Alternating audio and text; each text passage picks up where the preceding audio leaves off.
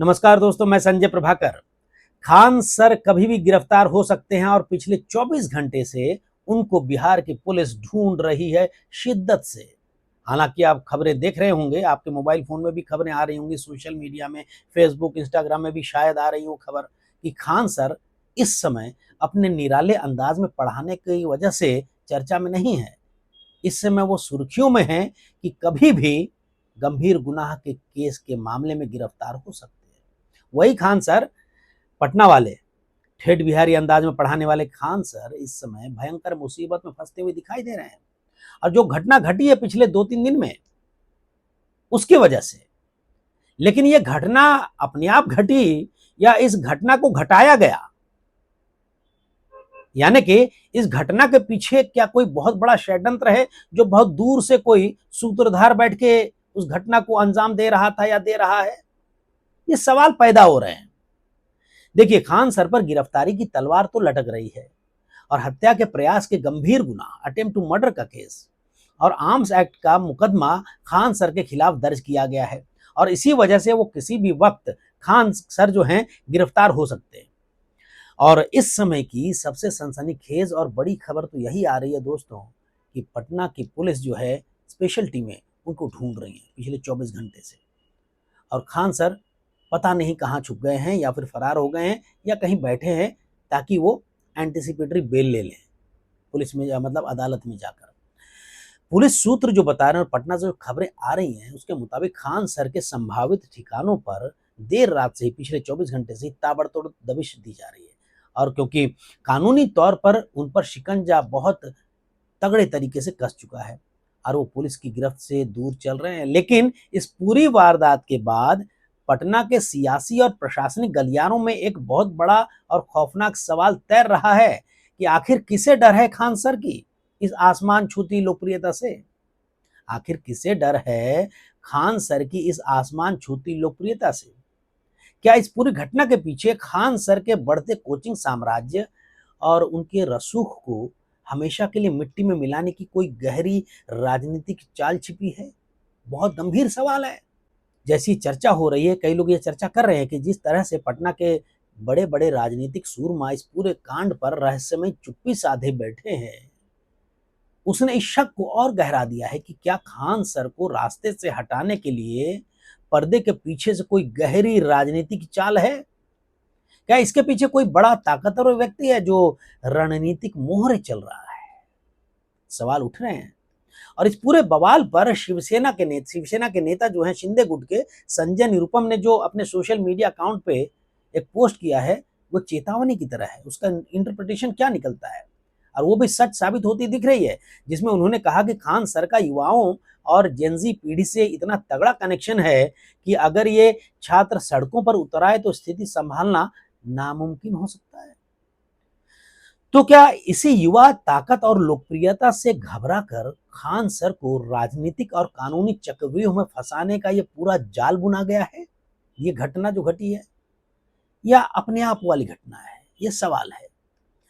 Media reports और जो खबरें आ रही हैं न्यूज़ प्लेटफॉर्म्स पर दोस्तों, पटना के एसएसपी कार्तिकेय शर्मा के हवाले से जो खबरें आई हैं, वो इस केस को उसने और पुख्ता बना दिया है। खुद एसएसपी ने इस बात की पुष्टि की है कि खान सर का नाम जो है एफआईआर में मुख्य आरोपियों के साथ शामिल है और उन पर एक्शन लेने के लिए पुलिस की टीमें जो है पूरी तरीके से एक्टिव हैं।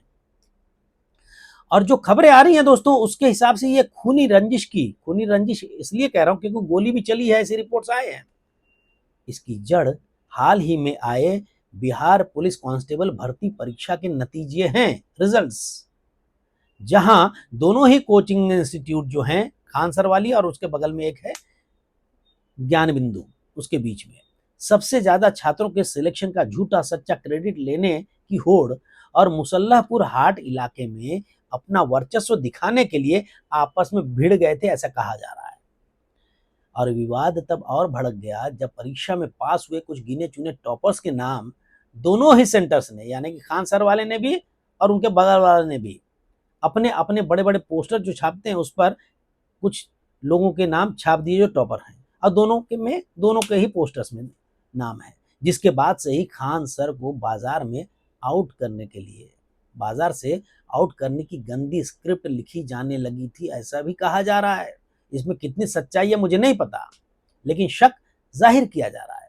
और कई लोग ये भी कह रहे हैं कि यह सिर्फ दो शिक्षकों की या इंस्टीट्यूट चलाने वालों की लड़ाई नहीं, बल्कि पटना के मुसल्लापुर हाट में चलने वाले उस करीब करीब 500 करोड़ रुपए के कोचिंग सिंडिकेट का टकराव है, जहां एक छात्र की फीस से करोड़ों का टर्नओवर खड़ा होता है, छात्रों की फीस से। और इस साजिश का एक घिनौना पहलू ये भी कहा जा रहा है कि हो सकता है कि घटना से ठीक 2 दिन पहले जो खान सर का जो इंस्टीट्यूट है, उसके बगल में ज्ञान बिंदु कोचिंग पर खान सर के संस्थान का खुफिया डेटा और छात्रों के मोबाइल नंबर चुराने के गंभीर आरोप भी लगे थे। और इस बात को लेकर दोनों के बीच में जबरदस्त तनाव भी था, ये भी कहा जा रहा है। खबरों में ये बातें आई हैं। और साजिश की शुरुआत जो है दोस्तों, जिस तरीके से खबरें आ रही हैं कि 2 जून की रात करीब 10:10 पर हुई, जब रात के अंधेरे में खान ग्लोबल स्टडीज केजीएस के बढ़ते दबदबे से परेशान होकर उनके जो कॉम्पिटिटर हैं ज्ञान बिंदु कोचिंग के करीब 15 से 20 भाड़े के उपद्रवियों ने वहां धावा बोल दिया। और इन हमलावरों ने खान सर के इंस्टीट्यूट को निशाना बनाकर भारी पत्थरबाजी की, ऐसी खबरें भी आई। और बैनर फाड़े और वहां मौजूद सुरक्षा कर्मी को इतने बेरहमी से पीटा, सिक्योरिटी गार्ड्स को, कि उसका सिर फट गया और उसको पीएमसीएच पटना मेडिकल कॉलेज जो है हॉस्पिटल, वहां ले जाया गया, जो इस समय गंभीर अवस्था में बताया जा रहा है। खुद खान सर ने कैमरे के सामने आकर इस बात का खुलासा किया था कि हमलावरों ने उनके इंस्टीट्यूट को पूरी तरीके से तहस नहस करने और डराने के इरादे से 8 से 10 राउंड गोलियां भी चलाई थी। हालांकि बाद में वो पलटी खा गए, ऐसा कहा जा रहा है। और पटना पुलिस की शुरुआती जांच में दोस्तों ये बात भी निकलकर सामने आई है कि हमलावर पूरी तैयारी के साथ आए थे और उन्होंने कोचिंग के बाहर लगे जो मेन स्ट्रीट लाइट्स हैं उसको पहले ही बंद कर दिया था, ताकि उनकी पहचान ना हो सके अंधकार में। लेकिन असली खेल तब शुरू हुआ जब इस हमले को खान सर के ही खिलाफ मोड़ने की कोशिशें तेज हो गईं, ये कहा जा रहा है। अब पुलिस तफ्तीश के दौरान विरोधी गुट ने बाकायदा एक सोची समझी प्रेस कॉन्फ्रेंस बुलाई और एक ऐसा वीडियो लीक किया जिसमें खान सर के 2 जो सिक्योरिटी गार्ड्स हैं, प्रदीप और तालेश्वर, हवाई फायरिंग करते दिख रहे हैं। और टाउन डीएसपी राजेश रंजन के निर्देश पर पुलिस ने बिना वक्त गंवाए इन दोनों गनर्स को, जिन्होंने गोलियां चलाई, ऐसा कहा जा रहा है, उनको दबोच लिया और उनके दोनों लाइसेंसी हथियार जो हैं जब्त कर लिए। ये रिपोर्ट्स में आई हैं, वो मैं बता रहा हूं। इस पुलिस की एफआईआर की कॉपी से जो सबसे बड़ा और चौंकाने वाला सच सामने आया है दोस्तों, उसने कहानी का रुख और बदल दिया है। गिरफ्तार गार्ड्स ने पुलिस को अपने बयान में आरोप लगाया है कि जब भीड़ उग्र हो गई तो खान सर ने उनसे कहा था, देख क्या रहे हो, भीड़ पर तुरंत फायर करो, जो होगा मैं समझ लूंगा। ये खान सर ने कहा था, इनके सुरक्षा गार्ड्स ने आरोप लगाया, इसलिए उन्होंने हवाई फायरिंग की। और इसी कथित कबूलनामे और पुलिस ऑफिसर अनिल कुमार के बयान को ढाल बनाकर कदम कुआं पुलिस स्टेशन, पटना का कदम कुआं पुलिस स्टेशन है, वहां पर केस दर्ज किया गया, जिसमें आरोपियों में एक मुख्य नाम बनाते हुए खान सर को ये केस फाइल किया गया। और भारतीय न्याय संहिता बीएनएस की 109 सेक्शन 109 यानी सीधे हत्या के प्रयास और अटेम्प्ट टू मर्डर और आर्म्स एक्ट की धारा लगाई गई, जो सीधे तौर पर खान सर को जेल भेजने की बहुत बड़ी मजबूत बात बनती है। और ऐसे में कानून के जानकारों के मुताबिक इस नई धारा जो है बीएनएस जो है 109 के तहत दोषी पाए जाने पर बहुत सालों तक यानी 10 साल से लेकर उम्र कैद तक की सजा का प्रावधान है, और जो गैर जमानती भी है। और जो खबरें आ रही है दोस्तों के स्थानीय खुफिया जो इनपुट मिल रहे हैं, खबरें आ रही हैं, तो खान सर के खिलाफ इस एफआईआर को दर्ज कराने के लिए पटना के कुछ रसूखदार जमीन माफियाओं और जो कॉम्पिटिटर जो हैं पॉलिटिकल और बिजनेस घरानों ने पर्दे के पीछे से पुलिस पर भारी राजनीतिक दबाव भी बनवाया था, ऐसा कहा जा रहा है। और यहां सबसे बड़ा सवाल यह उठता है दोस्तों, क्या वोट बैंक की राजनीति के तहत जानबूझकर खान सर जैसे बड़े चेहरे को बलि का बकरा बनाया जा रहा है? क्या महज एक इत्तेफाक है कि जैसे ही खान सर ने गरीब छात्रों के लिए फीस सस्ती की, वैसे ही रसूखदारों के इशारे पर यह पूरा एडमिनिस्ट्रेटिव चक्रव्यूह तैयार हो गया? ये सवाल पैदा हो रहे हैं। और इस साजिश को हवा देने के लिए विरोधी गुट ने छात्रों का सहारा लेना शुरू कर दिया और ज्ञान बिंदु कोचिंग सेंटर के डायरेक्टर जो है रोशन आनंद और उनके दो करीबियों गौरव और अभिषेक, ये दो नाम आए हैं, इनकी गिरफ्तारी के विरोध में अचानक भारी संख्या में, हजारों की संख्या में छात्रों को सड़क पर उतार दिया गया, ये आरोप लग रहे हैं और इसकी तस्वीरें भी आई हैं खबरों में। और इन छात्रों ने पटना के कारगिल चौक को चारों तरफ से जाम कर दिया और सीधे खान सर को टारगेट करते हुए उनकी गिरफ्तारी की डिमांड करनी शुरू कर दी, जिससे साफ जाहिर होता है दोस्तों कि इस पूरे विवाद के पीछे खान सर के करियर को बर्बाद करने का एक जो है प्लान्ड एजेंडा काम कर रहा है। ये शक पैदा हो रहा है और जो डिस्ट्रिक्ट एडमिनिस्ट्रेशन है अब इस बात की भी जांच कर रहा है कि कैसे महज 2 घंटों के भीतर इतनी बड़ी संख्या में छात्रों के लिए बैनर कहां से आ गए, पोस्टर कहां से आ गए खान सर के खिलाफ जो है ये जो प्रोटेस्ट कर रहे थे सड़कों पर, और लाठियां मुहैया किसने कराई। और ये बड़ी संगठित राजनीतिक फंडिंग की तरफ इशारा करता है। और दोस्तों इस बीच खबर यह भी है कि आईजी इंस्पेक्टर जनरल के ऑफिस से पुलिस ऑफिसर्स की एक हाई लेवल मीटिंग के बाद सुरक्षा व्यवस्था को और कड़ा कर दिया गया है पूरे पटना सिटी।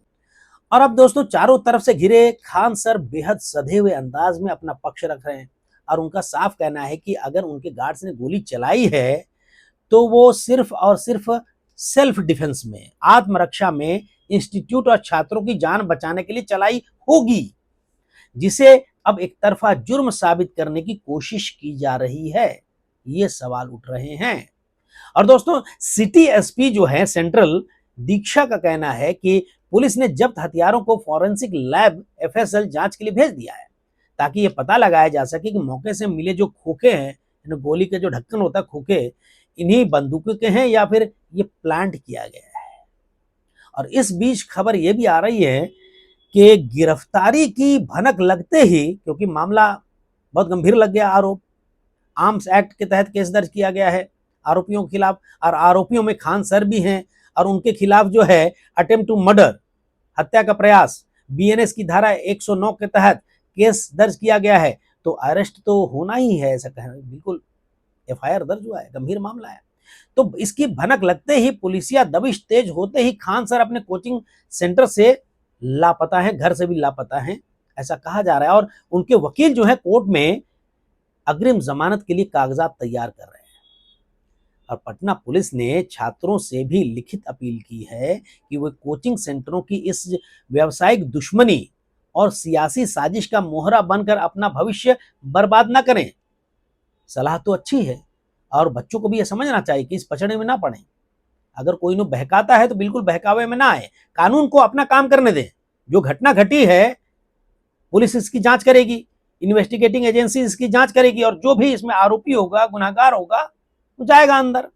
लेकिन आज के इस तारीख में कड़वा सच यही है दोस्तों कि खान सर के दोनों बॉडीगार्ड और उनके विरोधी रोशन आनंद बेऊर जेल की हवा खा रहे हैं और खुद खान सर पुलिस की डायरी में सीधी हत्या के प्रयास के मुख्य आरोपी बन चुके हैं। पुलिस की टीमें उनकी तलाश में हर जगह छापेमारी कर रही है और अगर कोई गहरी राजनीतिक चाल है तो खान सर को फंसाने वाले अपने मंसूबों में कामयाब होते दिख रहे हैं, क्योंकि कागजी कार्रवाई पूरे होते ही पुलिस जैसे ही खान सर को ढूंढेगी उनकी कलाई में हथकड़ी पहना दी जाएगी।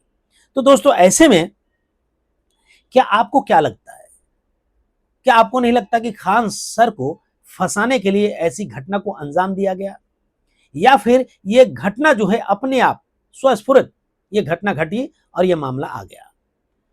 अगर खान सर गुनहगार हैं तो जाहिर है इसकी जांच होगी, लेकिन उम्मीद तो प्रशासन से यही होगी कि निष्पक्ष जांच की जाए और जो भी गुनहगार है उसको सजा दिलाने के लिए अदालत तक खींच के ले जाए पुलिस।